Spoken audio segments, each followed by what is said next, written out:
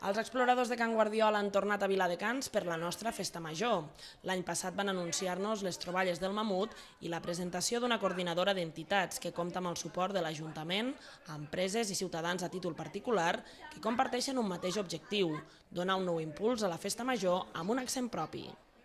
Fa un temps es va trobar uns ossos a Can Guardiola, uns ossos de mamut, i ens va semblar que prendre aquesta idea per crear una nova festa i fer una nova activitat per la festa major de Viladecans podia engrescar gent. Volem fer una crida perquè la gent participi del mamut, perquè si la gent no hi participa no servirà per res tot l'esforç que han fet aquest grup d'entitats i bé, que això està fet pel poble, està fet perquè la gent participi i que la gent s'ho cregui, s'ho faci seu.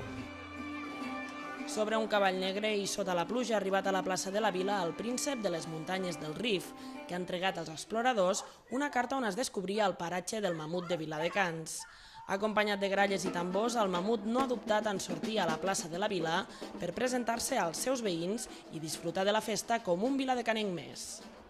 El nostre mamut fa 1,90 m d'ample,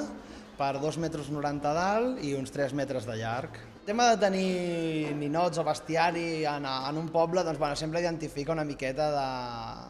És una marca, no? És a dir, si tenim el mamut, és una manera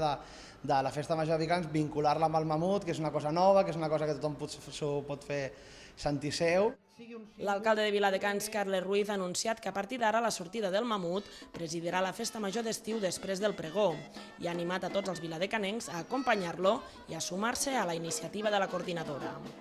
El primer acte que organitzarà el mamut i que espera la participació de tots els viladecanencs és la mamullada.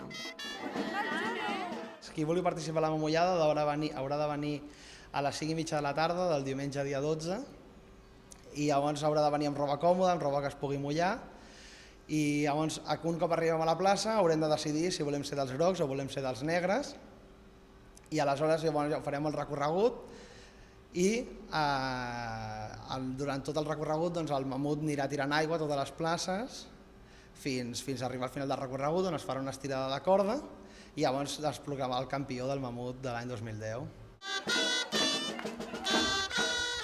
Les ganes de festa major no han deslluït l'actuació del Patatús, que amb els grallers sota els balcons i els balladors ben molls han omplert la plaça de la Vila amb aquest ball tradicional de Viladecans.